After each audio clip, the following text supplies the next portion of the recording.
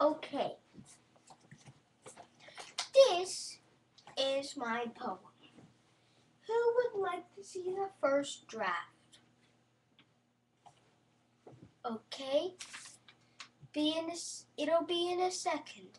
I need to find it. Oh, thank you, Assistant Mom. Here's the first draft.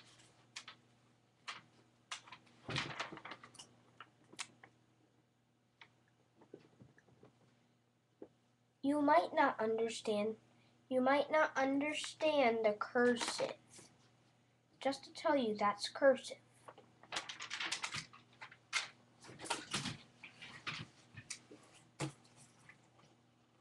Now, the second draft.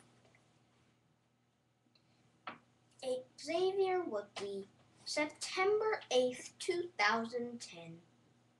The sun wakes up seedlings that want to play, and they keep playing and growing all day.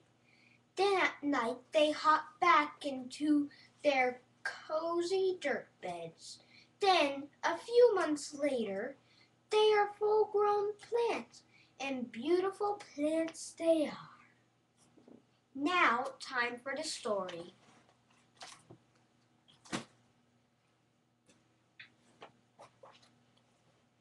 The story called Elvis and Olive. Elvis and Olive. Elvis and Olive by Stephanie Watson. For Mark and Lo. I love you, and that's no secret. Chapter 1. The first day of Natalie's summer vacation stretched in front of Natalie Wallace like a long road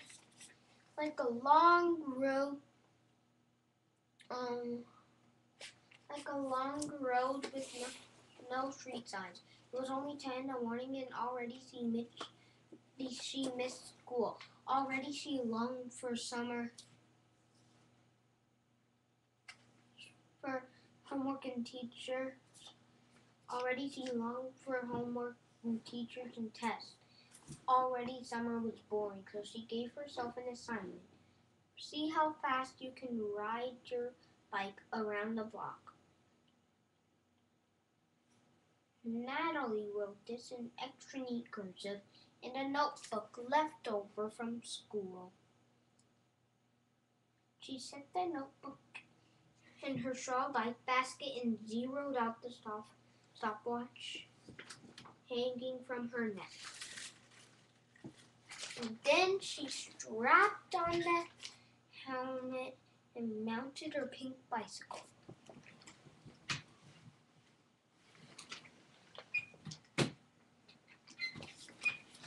Uh-oh. Stop! But sometimes you just need to use your big voice. Next page. Over and over she rode around the block, passing the same anthills and dried worms and blackened gum dots on the sidewalk. Each time she circled, Natalie refined her course a little more. She learned to avoid the familiar cracks and pits in the concrete. She stopped waving hello to the neighbors as she passed their yards, giving them quick aerodynamic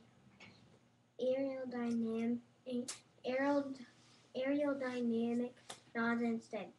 After half an hour, her record was 2 minutes and 20 seconds.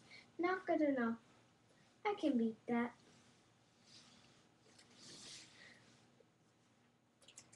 She took off again. Her long brown braids swung with each pedal push. Her glasses fogged with sweat, and the sidewalk became a gray blur beneath her. The route was so familiar by now. She was able to round each corner at the perfect angle and speed. Natalie turned the last corner, came to the home stretch. The steep hill that led up to her house. Just a little way to go. She coached herself. She resisted the urge to check her time. That would only slow her down. Out of the one of her eyes, she saw her neighbor's right face. Just a few more seconds to forget the growing burn in her legs. She recalled the plot from the last book she read. Once there was a young farmer boy who took care of baby wolves and, "Hey, you! Stop!" Now he looked up. Not 10 feet ahead, a small, skinny boy stood out with his palms shoved out like a traffic cop. She screeched on her brake to avoid hitting him, her front wheel wobbling to a stop dangerously close to the boy's knees. He didn't flinch. Natalie forgot all about checking her time in the stopwatch. She forgot about the plot of the wolf book. She forgot everything but this boy who had appeared out of nowhere. She flicked her kickstand down. I almost hit you," Natalie said, catching her breath. "You should watch out." She recognized the boy. He and his dad had moved into the gray house kitty corner from hers about a month ago. As Natalie left for her private school bus stop, she would watch him stomp to the public school bus stop at the other end of the block, walking his backpack on the fence post as he went. Some of the Natalie's thought would laugh at him. "What a freak," they'd say. Once the boy got to the corner, he'd throw pebbles at the stop sign. Natalie would listen to the distant metal pings until his bus came or hers did. The boy wasn't wearing a shirt today. From up close, Natalie noticed that his skin was so pale you could see the blue veins underneath, and his chest was covered with scabby mosquito bites. His short, spiky hair was so blonde that it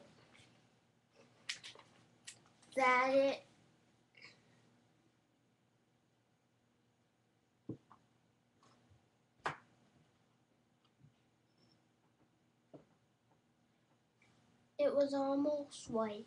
"You could have gotten hurt," Natalie insisted. "I almost hit you." He was still holding his hand. You have 30 seconds before your time runs out. Natalie insisted. "I almost hit you."